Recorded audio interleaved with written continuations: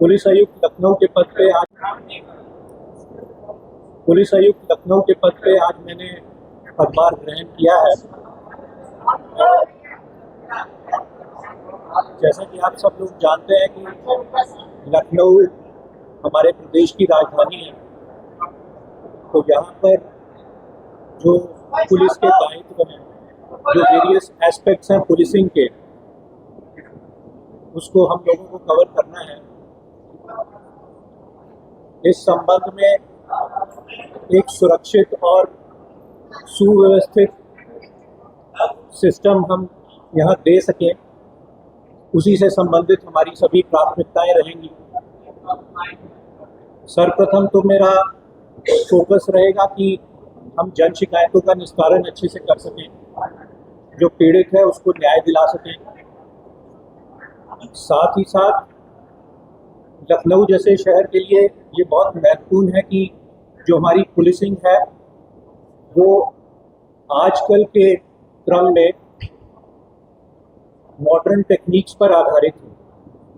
जो हमारा data analysis होता है या जो लेटेस्ट टेक्नोलॉजी होती है, उसका अधिक से अधिक इस्तेमाल किया जा सके, ताकि एक स्मार्ट और विजिबल पुलिसिंग जनता को दिखाई दे।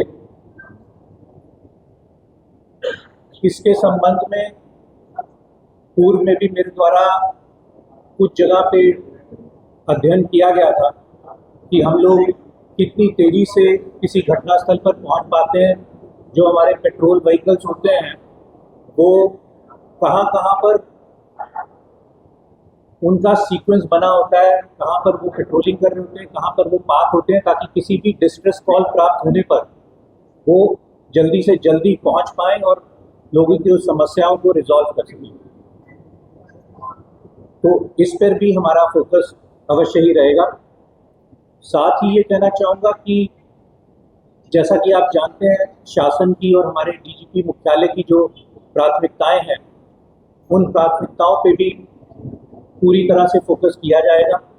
चाहे वो महिला संबंधी अपराध हो, चाहे वो ऑर्गेनाइज्ड क्राइम से संबंधित हो, चाहे जैसे मिशन शक्ति केंद्र पे अभियान चल रहे हैं, साथ ही साथ जैसे आप लोग जानते हैं कि reducing traffic congestion and zero fatality corridor, zero fatality district, इस संबंध में भी विभिन्न कार्रवाई की जा रही है। तो उस कार्रवाई को भी आगे बढ़ाना और एक बेहतर सुरक्षित वातावरण प्रदान करना, यही हमारी प्राथमिकता रहेगी। साथ ही आप जान रहे हैं कि इस समय क्राइम का स्वरूप बहुत बदल चुका है।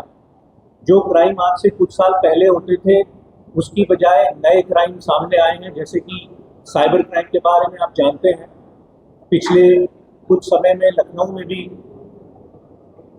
इस संबंध में अच्छी कार्रवाई की गई है और ऑर्गेनाइज तरीके से जो साइबर क्राइम चलाया जा रहा था, उसमें कई लोगों को गिरफ्तार किया गया है। उसी मुहिम को आगे बढ़ाते हुए साइबर क्राइम को एक टोटलिटी में देखते हुए लोगों में अवेयरनेस फैलाने का, ताकि वो साइबर क्राइम से बच सकें, उसके बारे में जान सकें और जो कदम उनको उठाने चाहिए ताकि वो शिकार ना हो, वो कदम वो उठा सकें। इसलिए उनको जागरूक करने का प्रयास हमारे द्वारा पूरी तरह से किया जाएगा। साथ ही हमारे जो साइबर क्राइम में हमारा साइबर क्राइम थाना है और जो हमारी साइबर क्राइम की इंफ्रास्ट्रक्चर है, रिसोर्सेज है, उसको और सुदृढ़ करने का प्रयास हम फोकस में लाएंगे, प्राथमिकता पर उसको करेंगे। और जो पब्लिक जिनका पैसा इसमें फंस जाता है, उसको बैंकिंग एजेंसी से समन्वय अच्छा स्थापित करके और भी जितने स्टेक होल्डर्स हैं उनके साथ समन्वय करते हुए हम फ्रीजिंग की कार्रवाई सही समय पे कर पाएँ। उसके लिए हमारी टीम भी ट्रेन रहे, पब्लिक को भी जागरूक कर सके और परिणाम भी हासिल कर सके, ये हमारी प्राथमिकता रही। 2027 में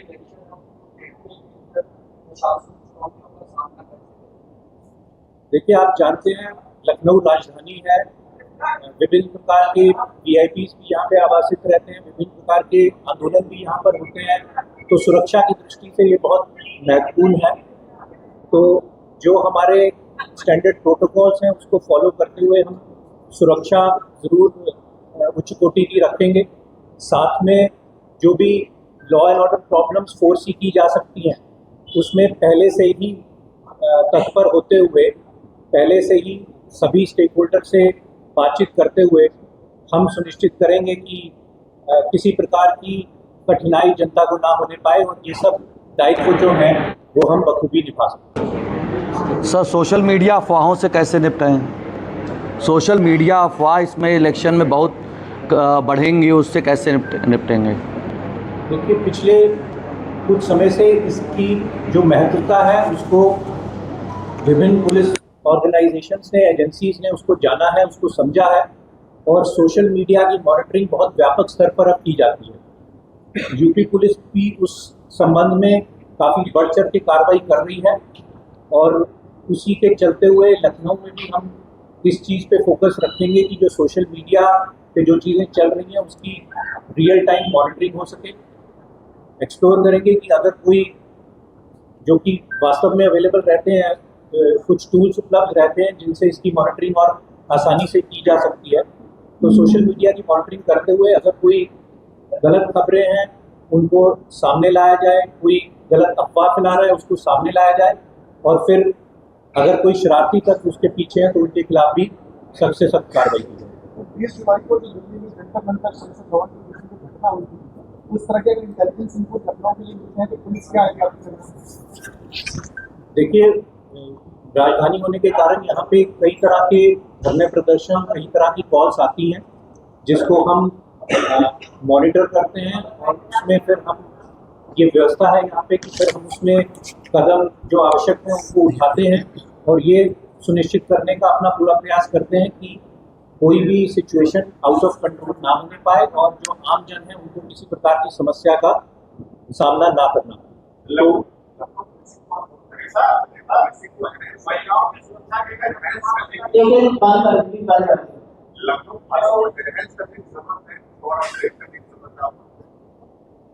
देखिए, वो तो अभी आज मैंने ज्वाइन किया है तो मैं पहले सिस्टम को समझना चाहूँगा कि हमारे पास क्या रिसोर्सेज हैं, क्या मैन पावर है, क्या टेक्नोलॉजी का हम इस्तेमाल कर रहे हैं और कहाँ पे कोई बेहतर करने का स्कोप है।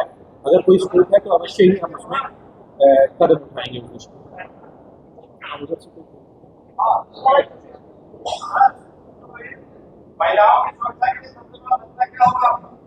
सबसे बड़ा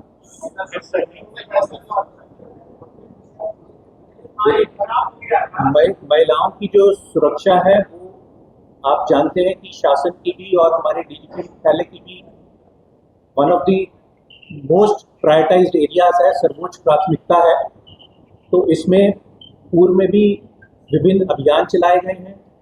कुछ माह पहले मिशन शक्ति केंद्र की स्थापना की गई थी जिनका पूरा स्वरूप बदल दिया गया था कि वो एक ऐसी सिंगल विंडो सिस्टम हो जहाँ पे पीड़ित को पूरा न्याय मिल सके, उसके थाने पर पहुँचने से लेकर पूरी तरह से केस की समाप्ति पे और उसके रिहैबिलिटेशन पे और उसके मेंटली उसको वापस स्ट्रॉन्ग करने के लिए हर कदम उसमें उठाए जाए।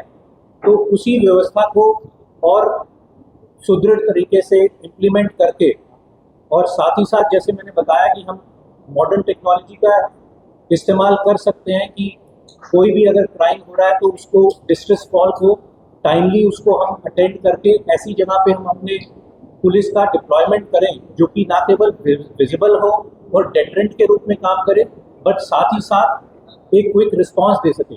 तो इस प्रकार की डिप्लॉयमेंट करके जो महिला संबंधी अपराध है उसको प्रभावी ढंग से कंट्रोल करने का पूरा प्रयास किया जाएगा।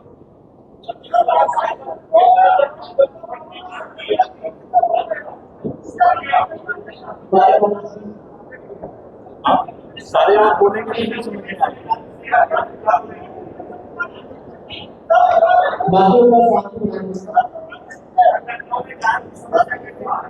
सारे बोलेंगे तो नहीं समझ में आएगा। एक घंटा पहले आप बताइए।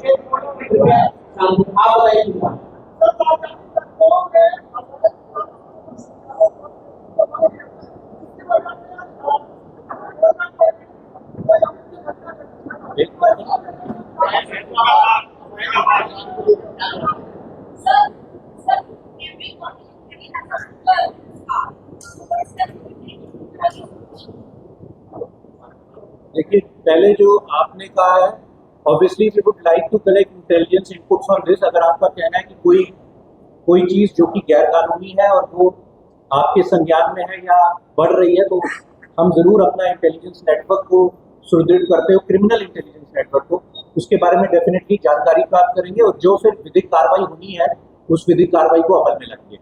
और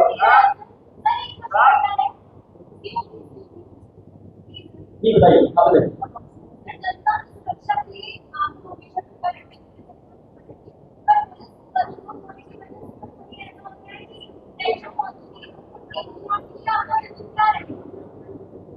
देखिए, दो चीज़ें मैं इसमें कहना चाहूँगा। एक, आपकी बात सही है कि वर्कलोड ज़्यादा रहता है, और परंतु अगर रिसोर्सेज का एलोकेशन हम प्रायोरिटी एरियाज में करें तो हम अपने दायित्व को और ज़्यादा बेहतर तरीके से कर सकते हैं।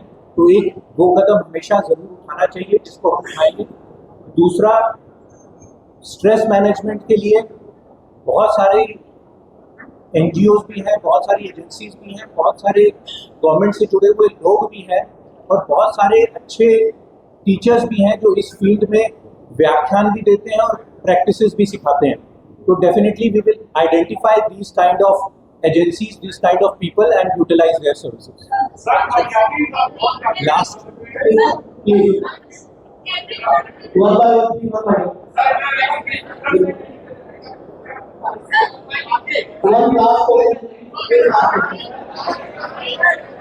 सारा हो गया।